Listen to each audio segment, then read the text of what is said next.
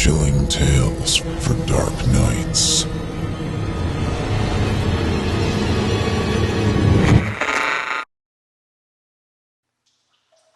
I sat with my back against the uneven stone wall of the underground cavern. It was uncomfortable, but adjusting my posture wouldn't have made it any better. So I ignored the discomfort pressing into my shoulder blades and leaned my head back until it touched the rocks. I heard a chuckle in front of me to my left. Without moving my head, I glanced at my partner sitting by the adjacent wall. "Are you still laughing?" I muttered, not really caring for an answer. I can't help it. The way you said that back there, you seriously sounded like an old man who just misplaced his glasses or something. Are you really 21? Every time I think about it, I want to laugh again. I didn't think it was that amusing, but I recalled the moment anyway. It was pandemonium, or had been. Despite the tumultuous cacophony of frantic shouting and gunfire in the caves just seconds ago, the air was now heavy with dead silence.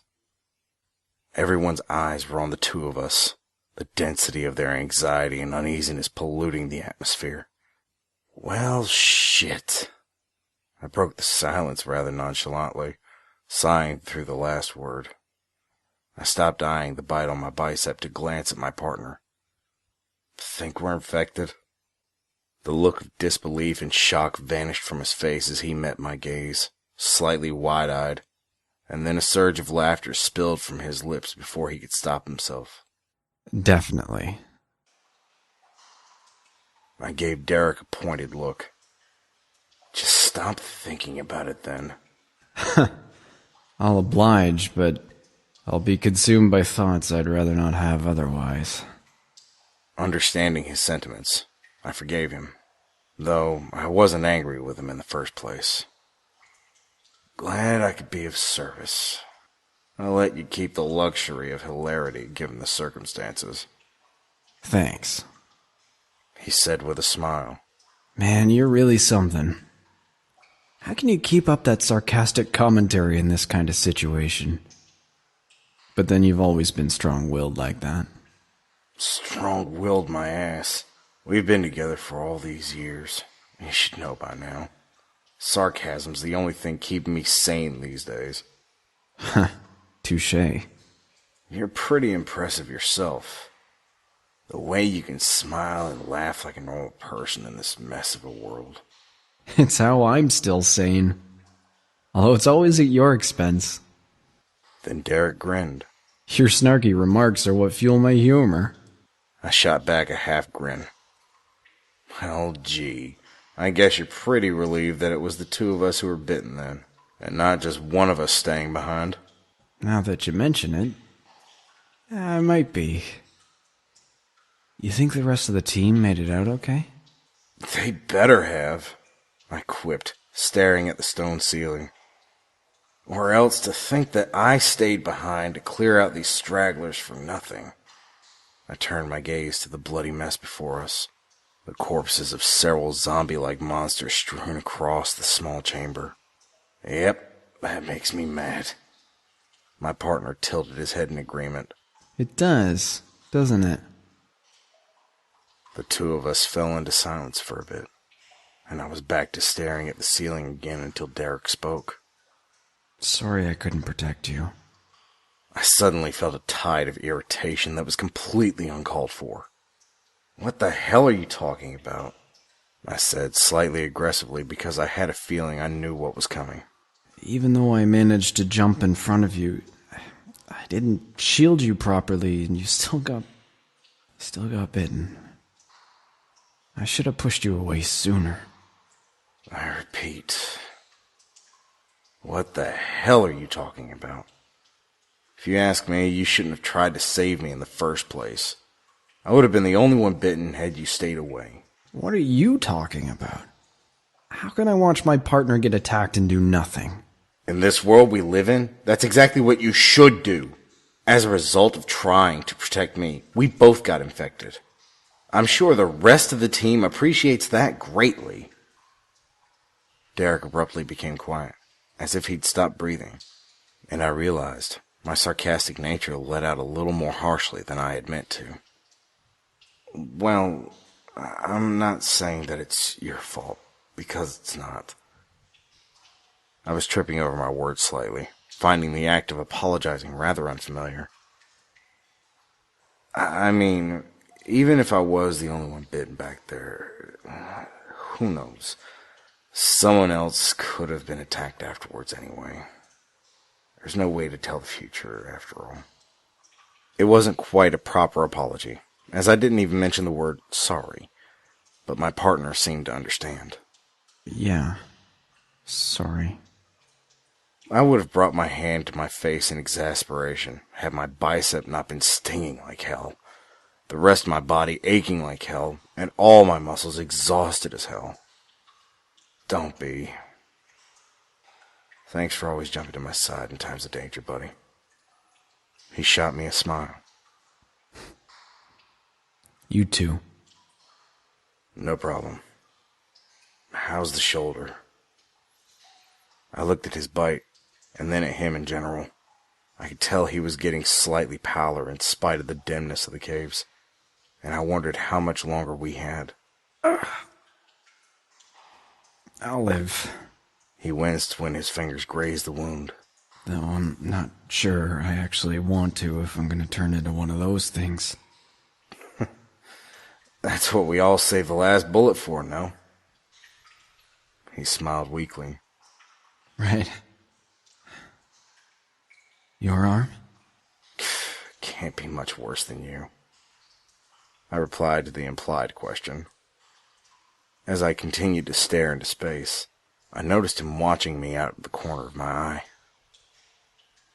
What's up? I really think you're something after all. You deal with all of this so well. I told you. It's the side effects of having a plethora of sarcastic wit stored in my hard drive. I was getting a little miffed by his friendly admiration. Although grateful at the same time, I knew we weren't on the same page.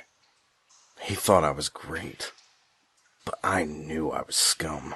That's not what I mean. I know you don't really like talking about it, but you joined the forces because of your family, right? You told me they were glad to have you taken off their hands by the government. You never gave me the details, but you made it sound like you were scorned by your family. You had to have been upset for being thrown into this chaos, but you've held up so well throughout the years. You were so young, I'm surprised you're not pointing fingers and blaming them for sitting here infected now. You know, you're not that many years older than me. Stop speaking like I'm still a kid. Sorry. I pondered for a moment. I never told you the details? Nope. That's funny. To be honest, maybe I did feel a bit hateful, being forced into fighting monsters like these. I don't remember them. Weirdly enough, I feel like I'm more thankful for what they did now. Want to hear about it? Derek grunted as he shifted his posture. Why not? Did I ever mention that I was adopted? Judging from that expression on your face, I'm guessing no. Well, now you know. When the outbreak happened 7 years ago, my foster brother got bitten when he tried to save me from an infected. It just happened, like it happened to everyone else. I was the one who put him down after he turned. I guess it was all the anxiety and the terror. But my foster family grew to despise the fact that it was their child who died instead of me. Someone who had no blood relation to them. And eventually, that hate came to be directed at me. No matter the reason, I became a risk factor in their family. And they were only too eager to send me away when the government began looking for recruits. I spared my partner a glance, and he seemed to have paled more compared to before. I had started to feel pretty sluggish myself. "You all right?" I asked, despite being able to see for myself. He nodded. So, what happened that makes you think differently about them now? I shrugged. Time passed. As I spent more time on the battlefield and came across cities without a single human still alive, I realized the chances that my foster family is still alive somewhere are pretty slim. I don't mean that I'm relieved they're dead, or think that they deserve it. I just think that if I hadn't been sent to the forces and received all that training, I wouldn't be alive today. Besides, even if they weren't my real family, they were the ones who fed me and raised me all those years. They taught me to walk, to talk, sent me to school, showed me what it meant to have a family. And because of them, I found a new family in the team, and in you. By this point, I had been rambling with my eyelids shut. I felt so sleepy, the exhaustion having crept up on me without my realizing it. My mind cleared for a moment long enough to notice how cheesy I sounded at the end of my impromptu speech there. Sorry. Thanks, partner. I'm glad it was you I was with these past 7 years. Just saying, but you're a really good person, aren't you? I almost let out a harsh bark of laughter at that, but I scoffed softly instead.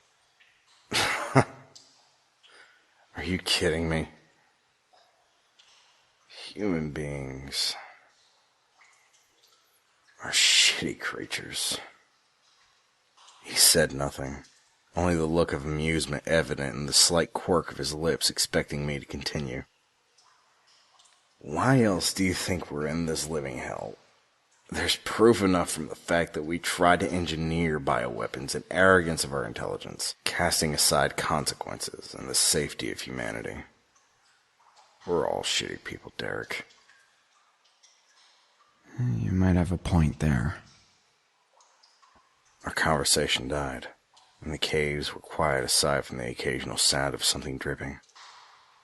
I didn't want to know what, and the gradual increase of labored breathing. Man, I'm starting to feel really weak. 7 years, huh? We've lasted this long already. Think it's about time we ended this. You took the words right out of my mouth, partner. We both picked up our handguns sitting by our sides and turned off the safety. This was going to end in one shot. Hey. Derek said as he inspected his pistol. Maybe I've seen too many zombie movies, but this is hypothetical, okay? What if you discover that you were immune to this whole zombie virus thing, and you could be the cure, but you'd have to die in order to give the world a chance to save humanity? Would you be willing to give up your life? My heart skipped a beat. Why? You immune? My infection's gotten that much worse in this short amount of time. So, would you? What kind of weird question is that? I did say, what if? You want my honest answer? Of course. Had you asked me that question outside these circumstances, I'd probably have said, yeah, I would. Derek raised a brow. And now?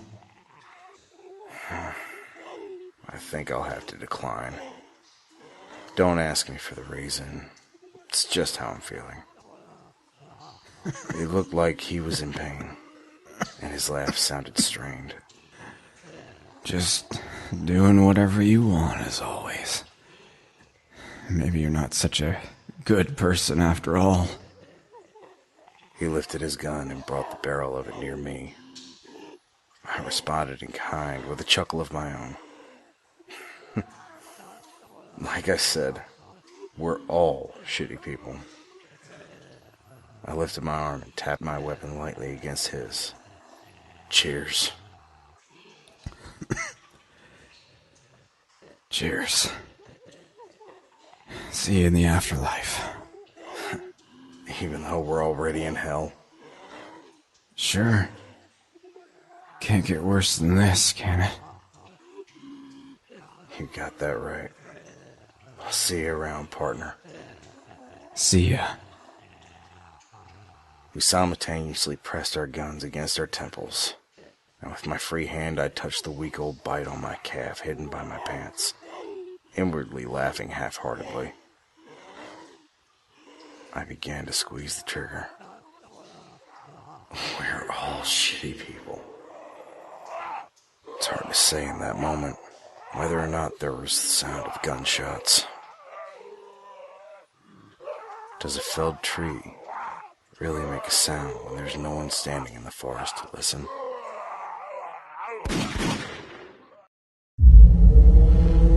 Chilling tales for dark nights.